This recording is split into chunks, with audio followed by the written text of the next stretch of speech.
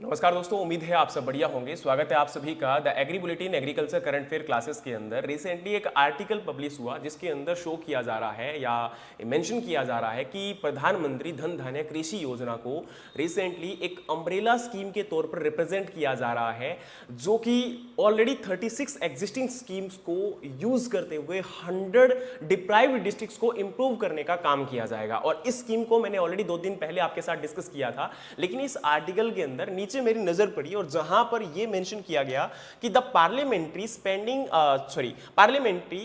Standing committee on agriculture in latest report on demand of grant. तो यहां पर एक रिसेंटली मार्च 2025 के अंदर 12 मार्च को एक स्टैंडिंग कमेटी, जो कि पार्लियामेंट्री स्टैंडिंग कमेटी थी, एग्रीकल्चर के लिए बनाई गई थी, उस कमेटी की रिपोर्ट के अनुसार यह सामने आया कि जो मिनिस्ट्री ऑफ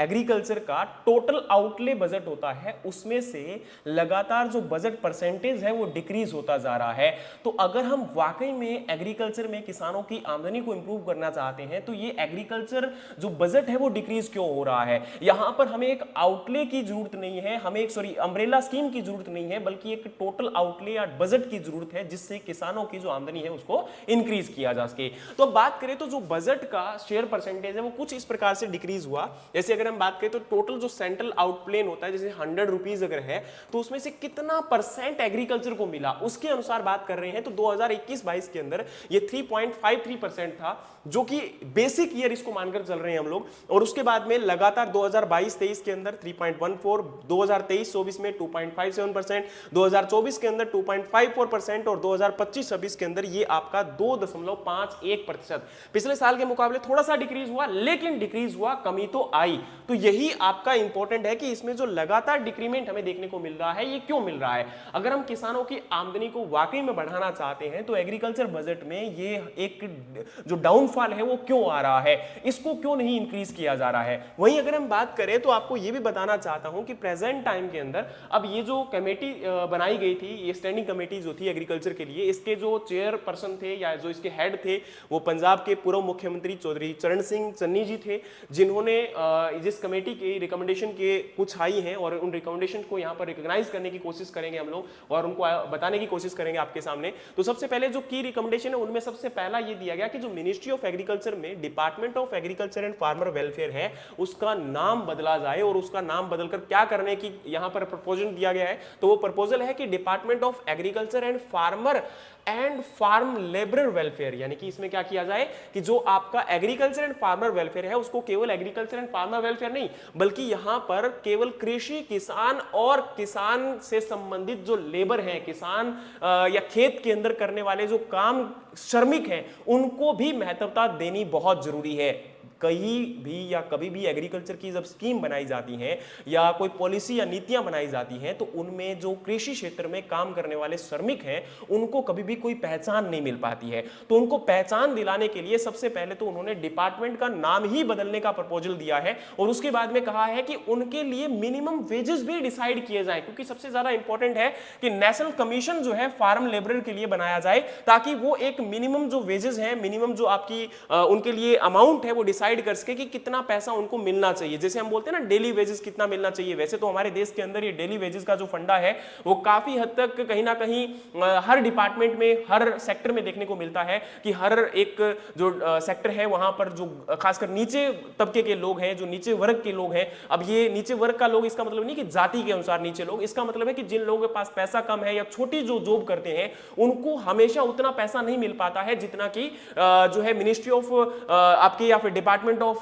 जो भी पर्टिकुलर सेक्टर का है उनके द्वारा जो डिसाइड किया जाता है या फिर जो गवर्नमेंट ऑफ इंडिया के अकॉर्डिंग डिसाइड किया जाता है मिनिमम वेजेस, वो उतना नहीं मिल पाता है। लेकिन एटलीस्ट इसकी सिक्योरिटी तो हम लोग कर पाएंगे ना बाद में। तो वही इंपॉर्टेंट है कि एक नेशनल कमीशन जो है फार्म लेबर के लिए बनाया जाए ताकि उन लोगों को भी एक पहचान मिल सके, उन लोगों को भी मिनिमम वेजेस मिल सके, क्योंकि उनको काफी ज्यादा नुकसान झेलना पड़ता है। उन लोगों के लिए कोई भी लिविंग स्टैंडर्ड यहां पर आपका नहीं मिल पा रहा है, उनका लिविंग स्टैंडर्ड लगातार डिक्रीज होता जा रहा है और वेज डिस्पैरिटीज बहुत ज्यादा है। है, किसी स्टेट में कितना वेज है, किसी स्टेट में कितना वेजेस उनको मिल रहा है। तो इसलिए इंपॉर्टेंट है कि उनके लिए एक स्पेसिफिक वेज या स्पेसिफिक जो न्यूनतम आय है वो डिसाइड की जाए, ताकि आने वाले समय में वो लोग सफर ना कर पाए। वहीं उसके बाद आपका तीसरा यहाँ पर जो बजट एलोकेशन को लेकर उन्होंने क्वेश्चन किया था कि जैसे मैंने बताया कि 2021 से लेकर 2025-26 तक कितना बजट में आपका एलोकेशन डिक्रीज हुआ है। तो ये जो एलोकेशन डिक्रीजेस परसेंटेज है ये क्यों हो रहा है, जब भारत की 50% जनता एग्रीकल्चर पर डिपेंडेंट है और उसके बावजूद में एक हमें रिवर्स ट्रेंड देखने को मिल रहा है। तो कमेटी ने क्वेश्चन रेज किया कि वाई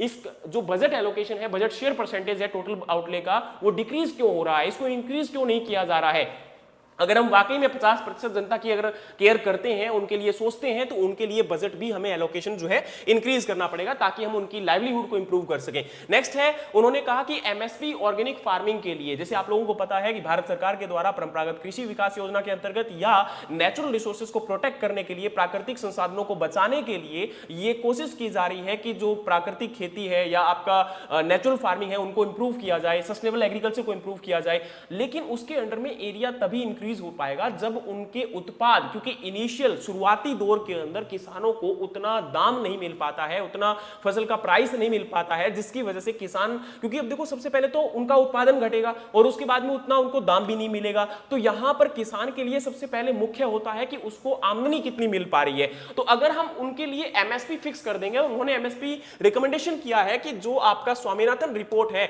उसके अनुसार उनको जो है आपका एमएसपी मिलना चाहिए, ताकि वो लोग एक इनिशियली दौर पर या शुरुआती दौर पर अपनी इनकम को, अपनी आय को शोर कर सके और इस पर्टिकुलर जो नेचुरल फार्मिंग है या ऑर्गेनिक फार्मिंग है उसकी तरफ बढ़ सके। तो उसके लिए भी इन्होंने प्राइस जो है मिनिमम सपोर्ट प्राइस को रिकमेंडेशन करने की कोशिश की है। और नेक्स्ट आपका free and compulsory crop insurance scheme जो है स्मॉल फार्मर के लिए, क्योंकि आज भारत के अंदर लगभग 87% स्मॉल एंड मार्जिनल फार्मर है अकॉर्डिंग टू 2015 रिपोर्ट, और अब और भी डिक्रीज हो गए होंगे या सॉरी इंक्रीज हो गए होंगे, लगभग 90% से ऊपर निकल गए होंगे स्मॉल एंड मार्जिनल फार्मर का डेटा। यानी कि जिन किसानों के पास 2 हेक्टेयर से भी कम जमीन है वो स्मॉल फार्मर होते हैं, जिनके पास 1 हेक्टेयर से भी कम जमीन होती है वो आपके मार्जिनल फार्मर होते हैं। तो small and marginal farmer Bharat के अंदर 90% से भी ज्यादा है। और आप जिन किसानों की बात करते हो कि किसानों की जो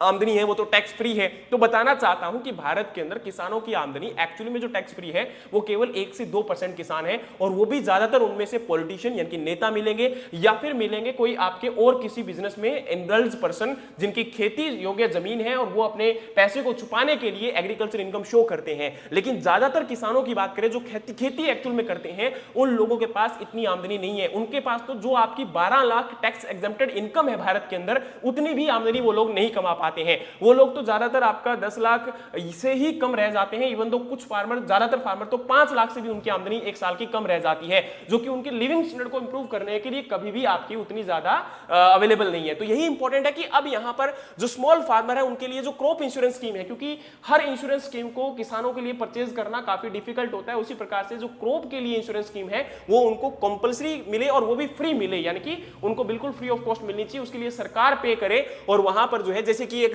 प्रधानमंत्री जन आरोग्य योजना चलती है, उसी प्रकार से उन लोगों के लिए जिनके पास 2 हेक्टेयर से कम जमीन है उनको ये मिले। और नेक्स्ट इसके साथ है जिससे फायदा क्या मिलेगा, उनको फाइनेंशियल सेफ्टी मिलेगी, और हाई इंटरेस्ट जो आपका इनफॉर्मल लोन है वो भी बहुत जरूरी है कि उनका कहीं ना कहीं, जैसे मान के चलिए आड़तियों से या मिडिल मैन से जो लोग लोन लेते हैं, अब कई बार क्या होता है फसल को उत्पादन करने के लिए उन लोगों को लोन लेना पड़ता है और कई बार फसल खराब हो जाती है। तो फसल खराब होने के बाद अब उनको लोन तो चुकाना पड़ेगा, और खासकर जो आड़तिये से या मिडिल मैन से लिया है या किसी और रिश्तेदार से लिया है तो वो लोन को वापस पे करना पड़ेगा। तो अब अगर फसल खराब हो जाएगी तो वो लोन पे नहीं कर पाएंगे, लेकिन अगर उनकी फसल का इंश्योरेंस होगा तो कम से कम वो उनका नुकसान नहीं हो पाएगा, उनको जो है पैसा वापस करने में आसानी होगी और उनके ऊपर कर्जा नहीं बढ़ेगा। और किसानों की लगातार जो आत्महत्याएं बढ़ रही हैं, जैसे हम पिछले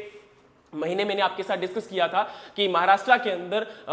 700 से ऊपर किसानों ने पिछले 3 महीनों के अंदर आत्महत्याएं कर ली है। तो वो आत्महत्याएं क्यों बढ़ रही है, क्योंकि कहीं ना कहीं किसानों का कर्जा बढ़ता जा रहा है। तो उसके कर्जे को कम करने के लिए क्रॉप इंश्योरेंस स्कीम एक बेहतरीन ऑप्शन है, लेकिन उसके लिए इंपॉर्टेंट है कि जो आपके स्मॉल फार्मर है उनको कम से कम फ्री ऑफ कॉस्ट ये सुविधा मिले, और ताकि उनकी जो लाइफ स्टैंडर्ड है या जो उनकी लिविंग स्टैंडर्ड है वो इंप्रूव हो सके और कर्जे के जाल से वो लोग मुक्त हो सके। इसी के साथ में जो फंड एलोकेट किया जाता है उन लोगों के लिए या एग्रीकल्चर के लिए, उसके लिए प्रॉपर एक मॉनिटरिंग सिस्टम जो है आपका बनाया जाए, ताकि फंड एलोकेट जो किया जाता है वो वाकई में यूटिलाइज होता है कि नहीं होता है। बाकी आपको बताना चाहता हूं कि इस साल जो बजट एलोकेट हुआ है अलग अलग स्कीम को लेकर, तो वो कुछ इस प्रकार से है, जैसे प्रधानमंत्री किसान सम्मान निधि योजना के लिए 60,000 करोड़ था एस्टिमेशन एलोकेशन 2024-25 में, जो बढ़कर आपका 65,000 हो गया है। प्रधानमंत्री फसल बीमा योजना के लिए एलोकेशन 15,000 था, जो 18,000 हो गया है। और माइक्रो इरिगेशन के लिए जो प्रधानमंत्री कृषि सिंचाई योजना है उसके अंतर्गत आपका 57,000 था, जो 65,000 हो गया है। Digital agriculture and tech initiative के लिए 10,000 आपका यहां पर करोड़ था,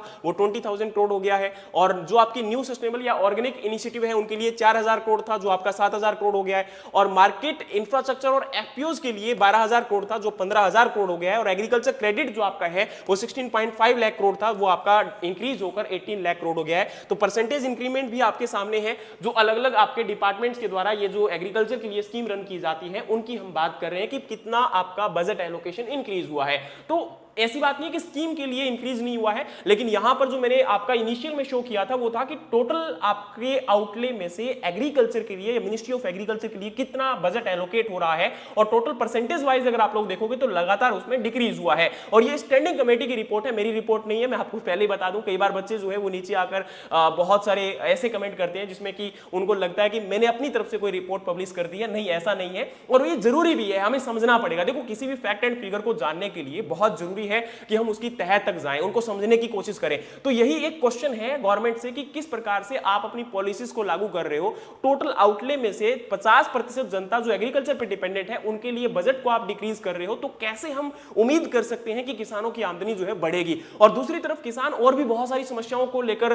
जो है काफी परेशान है, जैसे कि अभी रिसेंटली चाइना के द्वारा जो आपका फर्टिलाइजर इंपोर्ट है हमारे देश के अंदर वो डिक्रीज हो गया चाइना से, तो उसकी वजह से फर्टिलाइजर्स की जो अवेलेबिलिटी है खासकर डीएपी वगैरह की, वो खासकर किल्लतों का सामना किसानों को करना पड़ता है, यानी कि इनपुट को लेकर कभी जो है मौसम की मार उनके ऊपर पड़ जाती है। तो ऐसी समस्याओं से निपटने के लिए जरूरी है कि पॉलिसीज को जो है सूटेबल बनाया जाए। और आज वहीं अगर हम बात करें तो यूएस हमारे ऊपर लगातार फोर्स कर रहा है कि हमारे देश के अंदर जो आपका मिल्क है वो वहां से आपका इंपोर्ट जो है उसको लेकर उन्होंने जो है एक चिंता जताई है कि हमारे देश में हमें अलाउ करना चाहिए मिल्क जो आपका इंपोर्ट है। लेकिन हमारा देश खुद वर्ल्ड का सबसे बड़ा मिल्क प्रोडक्शन करता है, तो उस केस में अगर आज हम मिल्क इंपोर्ट को अलाउ कर देंगे यूएस से, तो उस केस में क्या होगा। आप लोग भी जानते हैं कि इसमें हमारे भारत देश का सबसे बड़ा घाटा किसानों को होने वाला है और उनकी आमदनी और ज्यादा डिक्रीज हो जाएगी। जो एलाइड सेक्टर की तरफ आज किसान मूव कर रहा है वो आने वाले समय के अंदर हो सकता है कि डिक्रीज हो जाए। तो इसके लिए इंपॉर्टेंट है कि सरकार की नीतियों को जो है स्ट्रॉन्ग बनाना पड़ेगा, ताकि